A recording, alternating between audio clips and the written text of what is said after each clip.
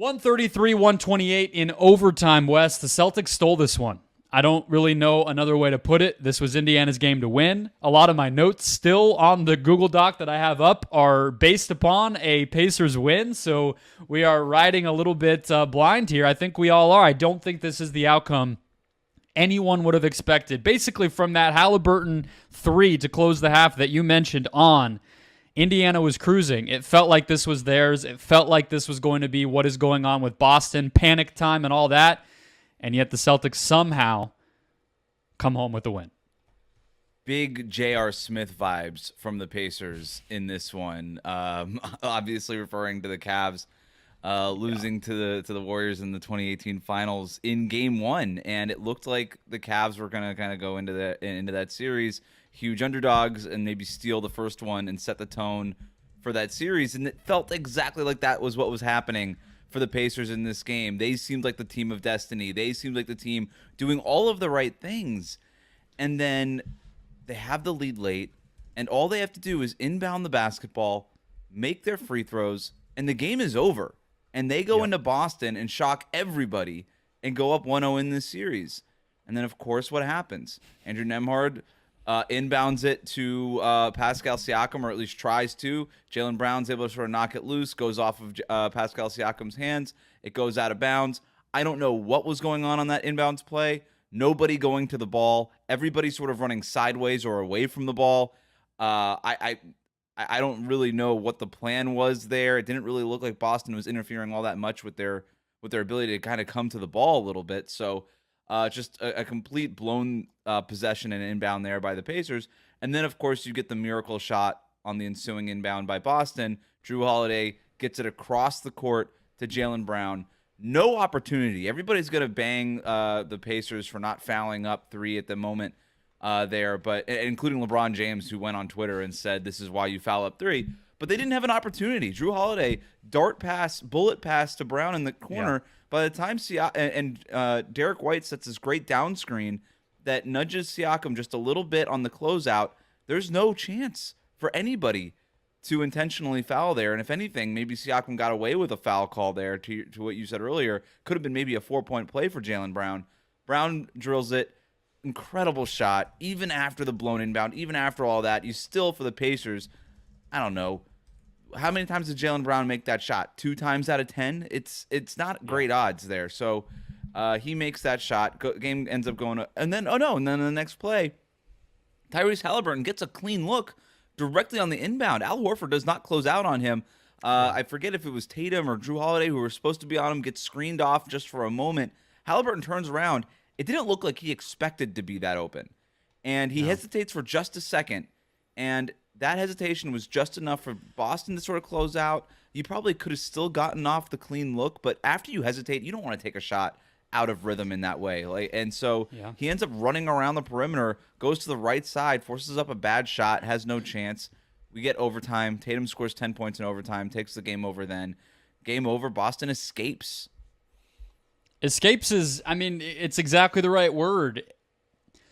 Haliburton, I think, is the right place to go here for 2 specific reasons. One is that last possession where I do think it's a little bit of the downside that we have seen at times throughout the playoffs with this guy. And it sucks to have him be one of the culprits here. You mentioned a lot of other ones in a game where he had 25 and 10 and only 3 turnovers and was mostly awesome. But he doesn't really want to get to the basket generally, and especially, tight game situation like that. And a lot of the jumpers and things that he does take, the gather, it's so elaborate, elongated. And so it did feel a little bit like crap. That this is actually more open than I thought, but somehow I'm less comfortable. The other reason I want to focus on him is I do think down the stretch and then into overtime, I don't know exactly the possession or the moment when Boston made this switch, but it impacted the game in a big way, which was putting Drew Holiday onto Haliburton. It was definitely that way for most of overtime. And you could see, again, another layer of discomfort and second guessing. And that was enough in a game where White had been on him a lot, and they're getting switches and they're, pulling second defenders out and all the different things Haliburton does. But just to change who his primary guy was late in the game, I think went a long way to just disrupting him and getting that late edge, which frankly, like you just went through everything that went down the last few minutes, and then obviously Tatum is great in overtime, Wes, but I still am not even sure how this was a 1-point game. Like it felt like it should have been a couple possessions in Indiana's direction as this wound down, but credit to Boston, I guess, for just continuing to stay in it. I did not love their shot selection down the stretch, which is maybe why it felt that way. I think I have 4 different Celtics who took pull-up threes in the final 5 minutes of possessions where they really needed a basket. This was everything we don't like to see about Boston, and yet somehow they got the win. Well, I think the reason why it was so close was the free throw discrepancy. I mean, Boston, 24 of 30 from the line. The Pacers, 9 of 10. The Celtics outscored them by, I'm going to do quick math here. What is that, 13? 15 points at the free throw line. You're going to learn that I'm very bad at math, especially quick math. But look, that was a big part of it. Credit to Boston for being aggressive. This is not going to be a situation. We're recording this right after the game. I don't know if Rick Carlisle is going to go up there and point to this free throw discrepancy at things that he's done before, right? But small market Indiana against bigger sized market Boston. But look, the Celtics earned it, right? They got to the line. Yep. They were the more physical team. They were trying to get to the basket. To your point, the Pacers, like Tyrese Haliburton doesn't really get to the basket all that much. He's almost opposite, like Weird House mirror Ben Simmons. Remember that stat that was going on forever? Ben Simmons never shoots threes, but this is how many threes he creates. He creates more threes than anybody else in the league. I think that was like a Haberstroh stat that went around for a while. Halliburton's the opposite of that. He doesn't really get to the basket, but he creates so many shots at the basket with those jump passes over the top of the defense to Siakam and Turner on the roll and things like that. Sure. So it works, right? And in this game, Turner was so good. Siakam was so good. It's just like, man, you got big shots from Obi Toppin, especially in that first half while they were making that comeback. You got great shots from TJ McConnell, who does get to the basket. Some big shots by Andrew Nembhard late in this game. Yeah. It just felt like everything that you could have wanted to go right went right until the very end. And then you do have to point the finger back at Haliburton. There's a number of bad turnovers. We mentioned the inbounds play at the end. But another one, like Haliburton had 2 really bad turnovers in overtime while this was still a game, despite how disappointing the end of regulation was. Just dropped it out of bounds on the sideline against Holiday in that one spot. Yep. Yeah, I mean, Holiday's going to get a lot of credit for hounding him on there, and he deserves a little bit. But I think that to me gets chalked up as an unforced turnover. And the Holiday thing, like him not being so easy to start switching, like he was a little bit more stubborn, not giving up the switches easy in the second half as opposed to the first half. Just Boston as a team, but especially like you mentioned when they put Holiday on him as the primary assignment. I think that's part of it. But yeah, I mean, if you're looking for the good stuff from the Celtics, I thought the shots were mostly good. And that's sort of being graded on the Celtics curve where you kind of understand, like to your point, they're going to have a bunch of ones that make you scratch your head a little bit. For the Celtics, they were mostly good shots. I didn't think they were relying on their talent quite as much. They got to the free throw line, and I think one of the talking points coming out of this game, just like it was in the New York series, is, well, if you're the Pacers, you got to feel really good because this game was played to your pace. But I actually thought the Celtics, despite the fact that they don't want to play at this pace all the time, they look very comfortable playing at this pace. I don't think they minded it. I don't think it's going to be an issue the way it was for the Knicks. No, I mean, I don't think Boston is going to... They shouldn't ever be uncomfortable, right? I think they can play every way, and they're the more talented team, and they have mismatches. They're most of the time going to be the bigger team. Like, all this stuff should go in their direction. What's funny, though, is the Pacers actually had a better half-court offensive rating than Boston did. And that's been one of the funny things about Indiana all season, even back in the beginning of the year before Siakam and when they were just going crazy and playing even faster. There was this perception that they're like the 7 seconds or less Suns or some kind of anomaly where all their offense, all their scoring's just happening in the chaos of a fast break and whatnot. But they were the top half-court offense back then too. Their half-court offense was really great here. Some of that's just about like the seconds on the clock and this stuff's getting logged by like and they made a computers at the end of the day. They made a bunch of shots. They made shots. And I think, to me, like, one thing Boston did well that they do deserve credit for, like you said, they earned this, but they forced turnovers, 21 of them, as a defense that they don't go out of their way to try to do that all the time. They're not hounding the same way that maybe an Oklahoma City might be. And yet they were able to get those and a lot of timely ones. The Pacers offense, though, like, this is one of the things that I feel like I'm appreciating about them more as the playoffs go along, Wes, and it's one of the coolest things to me that players in basketball can do, and then sometimes teams can do, where they start as one thing, you kind of realize it's not going to be tenable, they morph, they adjust, they evolve, and then they kind of circle back to what they were in the beginning. And I honestly think we're pretty close to what the Pacers' identity was back during the NBA Cup days and everything else, when they were just all offense, the mindset fully on, generating the first good shot they can and taking it. I think the evolution, though, has come in. They have Siakam. They're emboldening guys like Nembhard and Nesmith, even TJ McConnell, where maybe they weren't before.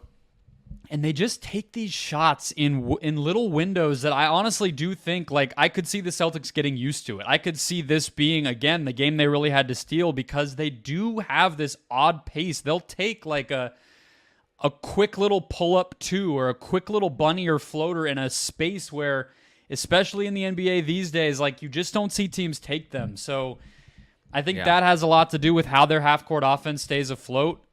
And again, I could see Boston getting used to it, but it really worked tonight. Nembhard, those two pull-up jumpers you mentioned late against Horford. Those were the ones. All these little moments.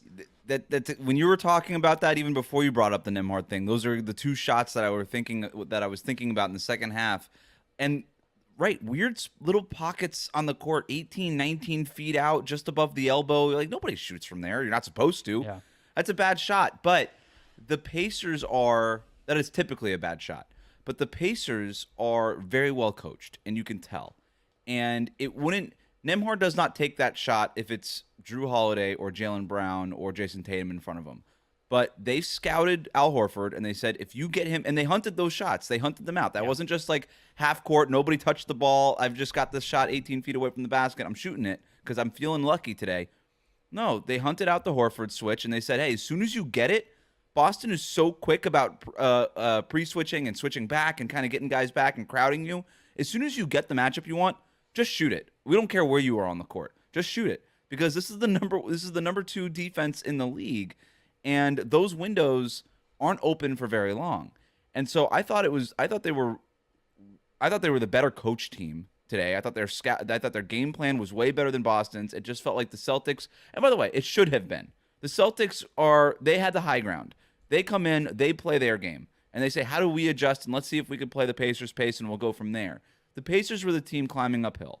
They're the team that needed to say, okay, here are the pressure points that we want to pick at. Here's the kind of spots on the margins where we think we have the advantage. And they made a bunch of tough shots in this game, and they kept it close, and they almost stole this one. And that's why it's got to be so disheartening for the Pacers, is because, look, I do think that there's some good things to take away from this game if you're Indiana. This wasn't just a lucky kind of go into game one and catch the Celtics a little cold here. I think, first of all, the Celtics don't have an answer for Miles Turner when Miles Turner is playing like that. Point blank, Kristaps Porzingis isn't coming back until game 4, maybe, according to Woj. So yeah, Al Horford is, I know we all love Al Horford, and the NBA media world loves Al Horford, and you're not allowed to say anything bad about Al Horford. But Al Horford's washed, dude. Like, it's done. He's old. He's playing like 40 minutes a night, and he's like 40 years old. Those numbers shouldn't be the same. Right. He's supposed to be washed, and washed he is. The Pacers were not scared of Horford when Horford had the ball. The big part of their defensive scheme was, yeah, dude, go ahead and shoot it from out there. We're not going to close out. Horford went 3 for 12 from three-point range tonight, and felt like it. They have their closeouts, or lack thereof, are like disrespectful. So they tease. They'll do one step and then go like, never mind. It's mind games. It's not just laying off. There was literally one where Siakam sees the ball go over his head, and the instinct there is, ball goes over my head, let me turn around and close out on whoever that is. turns around, sees that as Horford, or has already taken a step and a half, and then goes, oh, never mind, and then gets repositioned for the offensive rebound that he ended up getting. So it was very disrespectful. It was Tony Allen-esque. But look, it was they're not afraid of him, and they shouldn't be afraid of him. And there's going to be a game in the series where he goes off, and they should stick to the game plan. It's fine. But and then defensively, they were hunting him with. I mean, it's one thing to hunt him with Miles Turner and Pascal Siakam and Tyrese Haliburton. It's another thing to hunt him with Andrew Nembhard, dude. And I like Nembhard as much as the next guy, but come on. So that's what they were doing, and I think there's a couple of things that you could feel good about, but I would start there from the Pacers is, hey, we've got the center matchup. Cornette is unplayable in this series. That's not going to work. And Al Horford's borderline unplayable, and they're not going to get Kristaps Porzingis back for at least 3 more games. And I'm not even sure if Kristaps Porzingis solves everything we're talking about. I think he helps their rim protection. Yep. You know, the Pacers were able to get to the basket. Some of their and shooting wise, you definitely have to close out on him in a way that you're not able to pack the paint quite as much. But the defensive, the ways that they were manipulating Horford in space and on switches and everything else, you know, there were a lot of people, the video clipper people on Twitter were pointing out just the real only role. Did you like that's just a group? I do like that. I'm gonna make that a list of people on Twitter. Yeah, great. The video clipper people. They were pointing out, like, Horford, his only real role defensively in this series is just guarding Siakam one-on-one. Like, he can do that. Anything else, not so much. And I think that's another thing the Pacers can feel good about is whether it's Horford or anybody else, the quickness with which Haliburton and Siakam have been able to develop chemistry in a 2-man game is crazy to me. It's just clicking. And they've been teammates for 3 months, you know, maybe 4. I guess they made that trade a little early. Haliburton's already had that with Miles Turner dating back to last year. And it's all about the angles, it feels like, with those guys. I think that's part of why Haliburton's able to get his pull-up 3 off even when everybody knows it's coming. He takes these wide angles coming off of screens so that he stretches, you know, they're not really able to trap or hedge against him. He's going to stretch to how far his defender has to recover. It's like, okay, you're going over the screen to take my pull-up 3 away, but that doesn't mean the same thing it means with like Damian Lillard or Trae Young, who's kind of just going straight down. You're going to have to get out to me, and I have long strides and I'm tall. And then meanwhile, you know, that creates that much more space for Siakam or Turner to go downhill. It's really cool. And any of those 3 guys, whoever's screening for Haliburton, it's clicking at a really high level right now. It essentially operates as a 2-man triangle, exactly what you're talking about, right? Because Haliburton is 6'6" or whatever he is, and has that jump pass, and he can get those long arms over the top. And so, you know, the triangle usually you get that switch to your post player. Post player's on a small down low, and you kind of do that one pass to the side, that guy quick post entry, and then you take advantage of the mismatch. But with Haliburton, because he takes those wide angles and because he's tall, unlike, you know, Steph and Dame and these other guys, he's not looking for the shot there. He's really looking for the pass, right? If they're going to come up and trap against him, or even show even a little bit and just give him a little bit of a window, that jump pass is there real quick, and it essentially operates, because of the angles that you're talking about, as sort of a triangle offense. And they went to that early, and I thought that was so smart by the Pacers is, oh, Peyton Pritchard's in the game? Bet. Oh, like, Hauser's in the game? Let's go. And they press the buttons at the right time, and that's whether it's Nembhard finding Horford on 2 straight jumpers in the third quarter or fourth quarter, whenever that was, and then kind of going to those Haliburton post-ups against Boston's bench. Like, they find these pressure points and they push the button until they can't push it anymore. And it's just really, really smart basketball by the Pacers. Everybody can drive. Everybody's emboldened, like I said, to take those little awkward shots. I didn't even mention Obi Toppin. I think the mentality, and Rob Mahoney wrote about this at The Ringer at the beginning of the season, the way that Haliburton, I think his mentality and his looseness and his unselfishness, like, you really do see it rub off. I think it matters that he is the way he is, that those guys in a big game like this even have the confidence to want the ball, let alone take shots like that. It's going to be on Haliburton and Carlisle, obviously, to get them ready for Game 2 after what was a really disappointing Game 1. For a young team, They looked a little shook in overtime after fumbling Yeah. the game away after the end of regulation, and they got to get it right. Like they still had a chance in overtime, and they still let that chance slip through their hands. Like they got to get right, and it's not going to be easy for this team to do.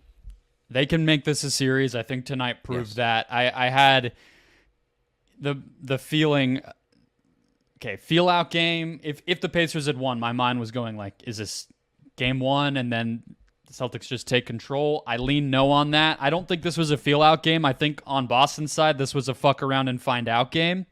And they got saved a little bit. I do think the weirdness with the challenges and the fouls kind of balanced out. Like Siakam has the loose ball foul where somehow he's the guy getting grabbed, but then I do think Brown might have fouled Siakam on the inbounds pass, and then Siakam probably fouled him on the corner three in that next play right after that. So I think it all is a wash. Yeah. This Another- was close, and Another the big Pacers play had on a the chance. foul front there. Neesmith fouling out, trying to chase down Jayson Yeah. Tatum after a turnover. I like the effort there, but if you've got 5 fouls, it's almost a little bit more of a time and place thing. He fouls out. He's Tatum's primary defender. So then they put Nembhard on him because they don't have another option really. And Tatum gets fouled by Nembhard on the next possession because Neesmith's not in, and Nembhard's just giving up so much size there. He's basically just pulling on his jersey, just trying to stop him. So, and that was a big play in overtime. And then the other thing Neesmith's too gotta here was be, you got to channel it the right way, but you can't Right. foul out, especially in a close game. again, love the effort, but yeah, you can't do it. I get maybe if it's overtime, you're like, screw it, it balls to the wall. We got nothing left to lose. Like I can see it on both ways there. The other thing too is I felt like going into this series, we were talking like not we, but like we as in the national media talking up the Pacers defense quite a bit to the point where it was kind of faking it. Like, oh, they were really bad in the regular season, but they've really shown a lot more effort in the playoffs. They were giving up more points per 100 possessions in the playoffs than they were in the regular season. Let's just relax, okay?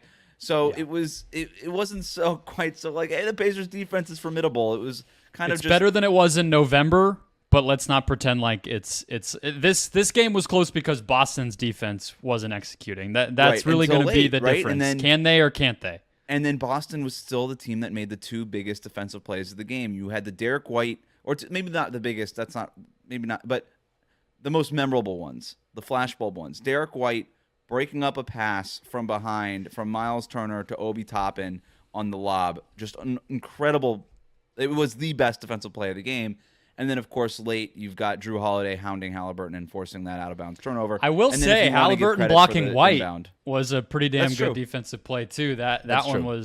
could have been the turning point. You know, all these little ones all add up. But yeah, I think we're in agreement. Indiana is going to be competitive here. I don't think this was just those, the Magic beating the Raptors in game 1 the year that the Kawhi Raptors won the championship. I don't think that's what this was. I think this is going to be much more competitive than that.